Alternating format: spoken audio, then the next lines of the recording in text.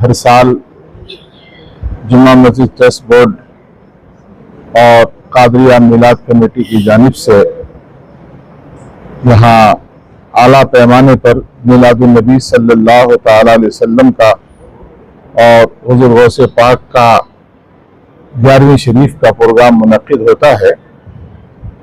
जिम्मेदारों की कोशिश और ख्वाहिश ये रहती है कि उम्मत मुस्लिमा हुज़ूर अकरम सल्लल्लाहु अलैहि वसल्लम की सीरत से, आपकी तालीमात से, आपके अखलाक से बाखबर हूँ और हुज़ूर की तालीमात और हिदायत के मुताबिक मुसलमान अपनी ज़िंदगी गुजारें। हुज़ूर गौसे पाक रहमतुल्लाहि ताला अलैह की याद मनाने का मकसद ये है कि हुज़ूर की उम्मत जो इस्लाम के मोहसिनीन हैं उनकी खिदमत को फरामोश न करें, बल्कि हर दौर में अल्लाह वालों ने दीन की खिदमत के लिए बेशुमार कुर्बानियाँ पेश की हैं। हुज़ूर गौसे पाक ने अपने ज़माने में दीन का बहुत बड़ा काम किया है। आपको मुहय्यिद्दीन कहा जाता है कि आपने दीन को जिंदा फरमाया है।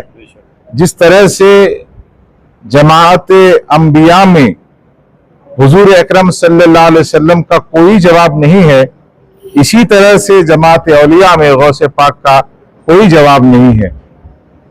गौसे आजम दरमियाने औलिया चू मोहम्मद दरमियाने अंबिया। तो इनकी तालीमात, खिदमात, हिदायत को आम करने के लिए ये हर साल प्रोग्राम मुनक़िद किया जाता है और उलमा खुतबा अपने अपने अंदाज में इन दोनों उन्वानों पर सालाना तक़रीरें करते हैं।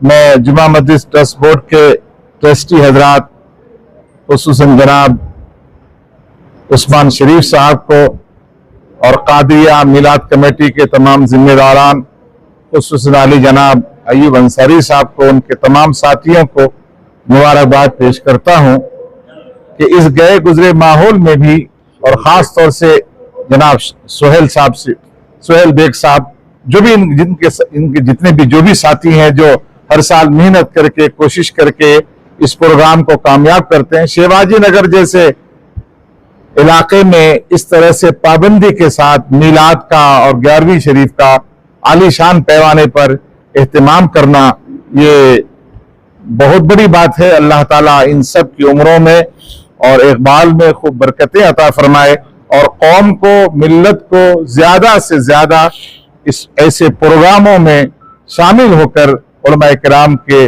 बयानात से मुस्तफीज होने की तौफीक अता फरमाए। अल्हम्दुलिल्लाह बताते हुए बेहद खुशी हो रही है कि हर साल की तरह इस साल भी जुम्मा मस्जिद ट्रस्ट बोर्ड और कादरिया मिलाद कमेटी की जानिब से जश्न ईद मिलादुन नबी और जश्न गौसल वरा हर साल की तरह इस साल भी कादरिया मस्जिद में मुनक़िद किया गया है, जिसमें उलमा हजरात का खिताब रहता है। तो इस बार हमारे जुम्मा मस्जिद के इमाम साहब मौलाना अब्दुल क़ादिर शाह वाजिद साहब का उनका खिताब रहा और हज़रत तवक्कुल मस्तान शाह रहमतुल्लाह अलैह की मस्जिद की जो खतीब इमाम है, जो हमारी दावत में तशरीफ लाए, जनाब नासिर रज़ा साहब, इनका खुसूसी खिताब आज रहा यहाँ पे और कसीर तादाद में लोग जमा हुए हैं यहाँ पर। और मैं समझता हूँ तकरीबन ये कई सालों से ये सिलसिला चलता आ रहा है और अच्छे तरीके से, उम्दा तरीके से ख़वातीन के लिए भी एक पर्दे का हम लोग इंतज़ाम करते हैं और तमाम हाजरीन मर्दों हजरात के लिए ज़ियाफ़त का भी हम लोग यहाँ पे इंतज़ाम करते हैं। तो जुम्मा मस्जिद की तरफ से भी सपोर्ट रहता है और खुसूसी तौर पर जो ज़ियाफ़त का इंतज़ाम रहता है, जो हमारी कादरिया मिलाद कमेटी है, इसके जिम्मेदारों की जानिब से पूरा ज़ियाफ़त का यहाँ पे इंतज़ाम रहता है। वक्फ के ताल्लुक से काफ़ी बहस हो रही है, तो क्या कहना चाह रहे हैं आप, क्या मैसेज देते हैं? जी अल्हम्दुलिल्लाह, जब वक्फ का सब्जेक्ट है, जुम्मा मस्जिद ट्रस्ट बोर्ड भी अपना रिप्रेजेंटेशन देकर है, ऑब्जेक्शन सबमिट कर है जॉइंट पार्लियामेंट्री कमेटी के सामने। तो खुसूसी तौर पर आज जो खिताब हुआ वक्फ के ताल्लुकात से भी हुआ, हमारे मजहब के ताल्लुकात से भी हुआ, the teachings of prophet Muhammad सल्लल्लाहु अलैहि वसल्लम और द ग्रेट सूफी सेंट जो वलियों के सरदार है हज़रत सैयदना शेख अब्दुल क़ादिर जिलानी रहमतुल्लाहि अलैह, इनके भी टीचिंग्स पर आज खिताब हुआ। तो इस्लाम के और सूफीज़म का जो टीचिंग्स है एक ही है, इंसानियत, बिना कोई मजहब, बिना कोई रिलीजन, सबसे इम्पोर्टेंस देना है ह्यूमैनिटी के लिए। तो इंसानियत का पैगाम आज यहाँ पे दिया गया। अल्हम्दुलिल्लाह, ये जो मस्जिद है इसका नाम भी हुजूर सरकार गौसे पाक रज़ी अल्लाह तआला अन्हु के नाम पे रखा गया है, कादरिया मस्जिद। और शेख अब्दुल कादिर जिलानी रहमतुल्लाह अलैह का नाम है। हर साल यहाँ पे प्रोग्राम जुमा मस्जिद ट्रस्ट के और कादरिया मस्जिद के जो अरकान हैं ये लोग मिल करके जश्न ईद मिलादुन नबी, जश्न गुस्ल वगैरह करते हैं। हुजूर सरकार गौसे पाक रज़ी अल्लाह तआला अन्हु ने ज़मीन पर रहकर खिदमत जो की है मखलूक की, उसमें ये नहीं देखा कि हिंदू है कि मुस्लिम है या गरीब है या मालदार है। आप जब बगदाद शरीफ में थे तो बाजार में एक शख्स गुर्बत में अपना एक घोड़ा बेचने के लिए लाया कि मैं इसको फरोख्त करके अपनी बच्ची की शादी करूंगा। बच्ची की पैसे की शादी के लिए नहीं थी, तो वो खूबसूरत घोड़ा अपना लेकर जब आया तो उसने उस घोड़े की कीमत 100 रुपये रखी थी उस जमाने में, लेकिन सुबह से शाम हो गई, उसका वो घोड़ा नहीं बिका। तो मायूस हुआ शाम को, और मायूस होने के बाद उसने उसकी कीमत आधी कर दी कि 50 रुपए में ही कोई खरीद लो, क्योंकि खाली हाथ घर जाएंगे, बच्ची की शादी है कल, पैसा है नहीं। अचानक गौसे पाक रज़ियल्लाहु तआला अन्हु का उस बाजार से गुजर हुआ तो वो शख्स 50 रुपए में ऐलान कर रहा था।